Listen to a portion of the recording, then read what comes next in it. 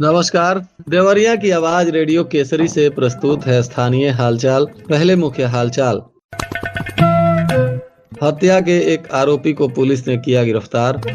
भटवलिया विद्युत उपकेंद्र पर बनेगा नया फीडर। और वाराणसी रूट पर आज भी 3 ट्रेनों को किया गया निरस्त। स्वास्थ्य केंद्र पर प्रसव शुरू करने की उठ रही है मांग। क्रय केंद्र पर अब मूंगफली की भी होगी खरीद। स्थानीय हालचाल के इस अंक के साथ मैं निकेत मिश्र। अब हालचाल विस्तार से। शहर के 3311 विद्युत उपकेंद्र भटवलिया पर लगभग 30 लाख की लागत से नया फीडर स्थापित किया जाएगा। बताया जा रहा है कि नया फीडर लगाने का काम भी शुरू हो गया। नए फीडर के स्थापित होने से कचहरी फीडर का लोड कम हो जाएगा और गर्मी में फीडर से जुड़े उपभोक्ताओं को लो वोल्टेज और लोकल फॉल्ट की समस्या से निजात मिलेगी। शहर के भटवलिया स्थित कचहरी फीडर से विभिन्न सरकारी कार्यालयों सहित रामनाथ देवरिया, आंशिक सिविल लाइन रोड, मुंसिफ कॉलोनी सहित अन्य मोहल्लों में विद्युत आपूर्ति होती है। इस फीडर पर लगभग 4500 उपभोक्ता हैं, जिसके चलते फीडर ओवरलोड में चल रहा था।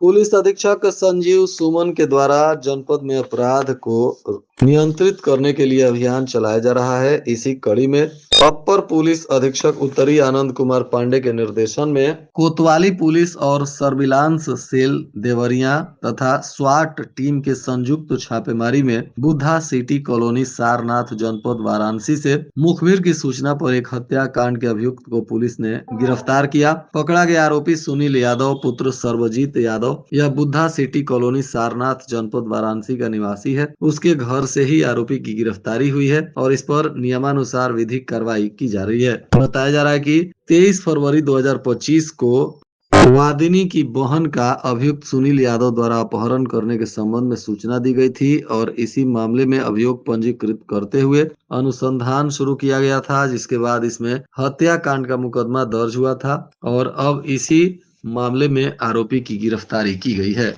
सलेमपुर मऊ से खुरहट दुल्लहपुर में रेलवे लाइन की डबलिंग कार्य होने के चलते भटनी वाराणसी रेल मार्ग पर चलने वाली 2 पैसेंजर और दोपहर को चलने वाली इंटरसिटी एक्सप्रेस ट्रेन को निरस्त कर दिया। वहीं सीतामढ़ी से आनंद विहार जाने वाली लक्ष्मी एक्सप्रेस को डायवर्ट किया गया है। ट्रेनों के निरस्त और डायवर्ट होने से यात्रियों को काफी परेशानी का सामना करना पड़ रहा है। भटनी से वाराणसी सिटी तक चलने वाली सुबह की डीएमओ अप और डाउन पैसेंजर ट्रेन, दूसरी पैसेंजर ट्रेन 55-137, 55-138 और गोरखपुर से वाराणसी को जाने वाली इंटरसिटी एक्सप्रेस भी 17 दिसंबर तक निरस्त रहेगी। वहीं लिच्छवी एक्सप्रेस को बलिया गाजीपुर होते हुए डायवर्ट किया गया है। ट्रेनों के निरस्त और डायवर्ट होने से यात्रियों को भारी परेशानी हो रही है।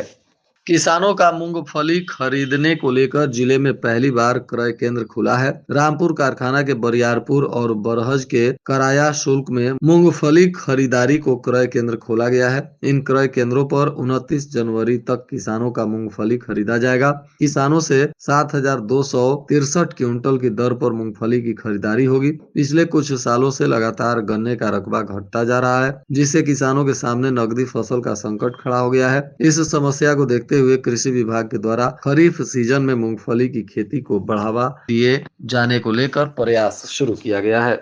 बताया जा रहा है कि किसानों को मुफ्त में मूंगफली का बीज भी उपलब्ध कराया जा रहा है। मुफ्त बीज मिलने पर किसान मूंगफली की खेती करने को आकर्षित हुए हैं। जिन क्षेत्रों में खरीफ में धान की खेती कम होती है या पानी की सुविधा नहीं है, वहां पर मूंगफली की खेती किसान करने लगे हैं। हालांकि किसानों को मूंगफली बेचने को परेशान होना पड़ता है और उन्हें बाजार में वाजिब दाम नहीं मिलता है।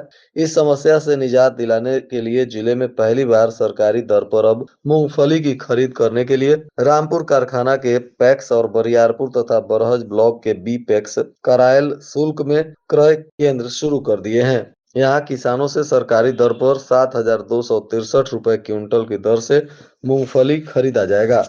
सीएमओ डॉक्टर अनिल कुमार गुप्ता ने प्राथमिक स्वास्थ्य केंद्र शाहबाजपुर में मुख्यमंत्री आरोग्य स्वास्थ्य मेला का निरीक्षण किया। उन्होंने मेले में मिल रही विभिन्न स्वास्थ्य सेवाओं के बारे में जानकारी ली। सीएमओ ने प्राथमिक स्वास्थ्य केंद्र पर शीघ्र ही प्रसव की सुविधा शुरू कराने का निर्देश दिया। जन स्वास्थ्य शासन की प्राथमिकता है, इसके प्रति कोई भी लापरवाही नहीं होनी चाहिए। सीएमओ ने नियमित टीकाकरण, मातृ शिशु स्वास्थ्य और पोषण कार्यक्रमों तथा राष्ट्रीय कार्यक्रमों की स्थिति की भी जानकारी ली और कहा कि स्वास्थ्य केंद्र पर आने वाले मरीजों से अच्छा व्यवहार करते हुए उन्हें स्वास्थ्य सुविधाएं उपलब्ध कराएं।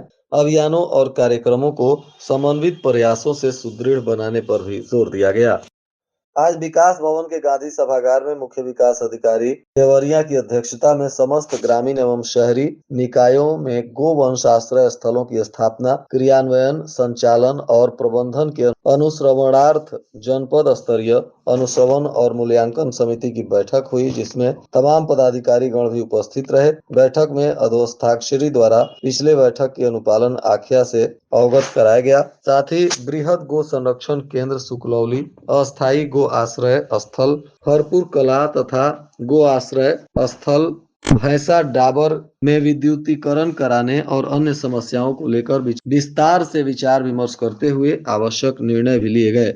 रुद्रपुर में आकारीन मखदूमे सिन्ना कॉन्फ्रेंस रुद्रपुर के मुन्ना रायनी ने बताया कॉन्फ्रेंस का आयोजन होगा। इसको लेकर रुद्रपुर के मुन्ना रायनी ने बताया कि आजाद नगर वार्ड में मखदूमे सिलना कॉन्फ्रेंस का आयोजन तारीख 11 दिसंबर बरोज जुमेरात को नमाज ईसा मुनाकिद किया जाएगा, जिसमें तकरीर करने के लिए नामचीन हस्तियां तशरीफ ला रही हैं। आउट ऑफ स्कूल बच्चों का शिक्षा के प्रति रुचि बढ़ाने के लिए उन्हें विशेष प्रशिक्षण देगा। बच्चों के अंदर शिक्षा का भाव जगाने के लिए उन्हें विभिन्न तरीके से शिक्षा प्रदान की जाएगी। इसके लिए सभी परिषदीय विद्यालयों के मास्टर ट्रेनरों एवं शिक्षकों को जनपद और ब्लॉक स्तर पर राज्य शिक्षा संस्थान प्रयागराज के द्वारा प्रशिक्षण दिया जाएगा। जिले में 2121 परिषदीय विद्यालय संचालित हैं, जिनमें करीब 1.80 लाख विद्यार्थी अध्ययनरत हैं और इनमें 723 ऐसे विद्यार्थी हैं जो विद्यालय जाने में रुचि नहीं दिखाते हैं, इधर उधर घूमते रहते हैं। इन छात्रों में शिक्षा के प्रति रुचि बढ़ाने के लिए बेसिक शिक्षा विभाग के द्वारा यह प्रयास किया जा रहा है।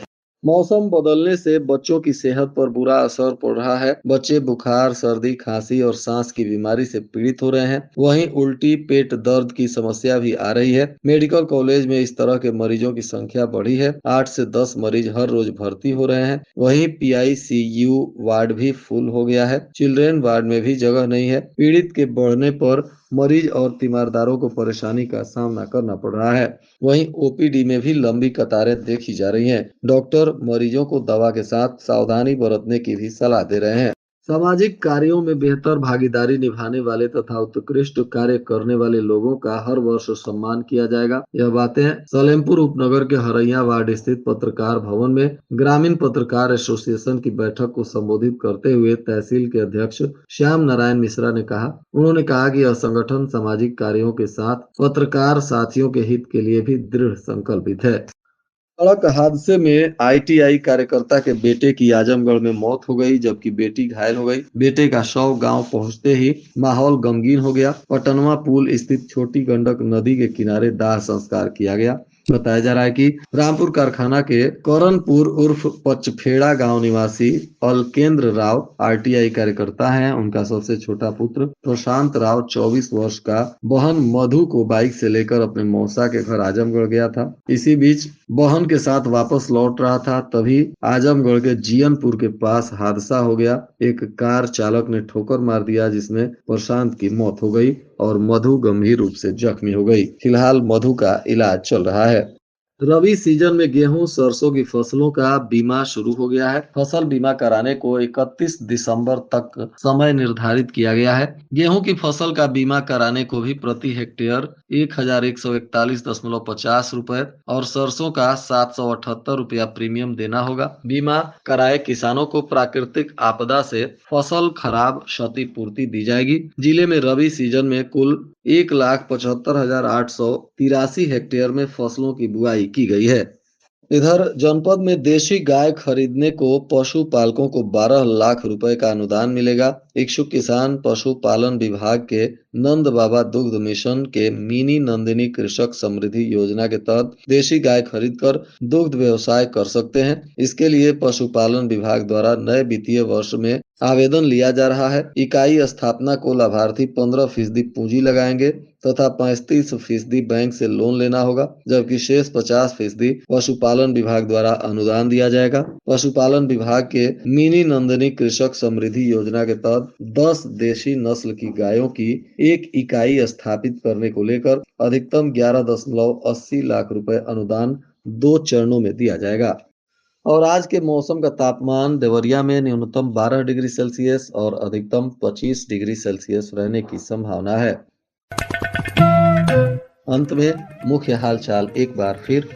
हत्या के एक आरोपी को पुलिस ने किया गिरफ्तार। भटवलिया विद्युत उपकेंद्र पर बनेगा नया फीडर। और वाराणसी रूट पर आज भी 3 ट्रेनों को किया गया निरस्त।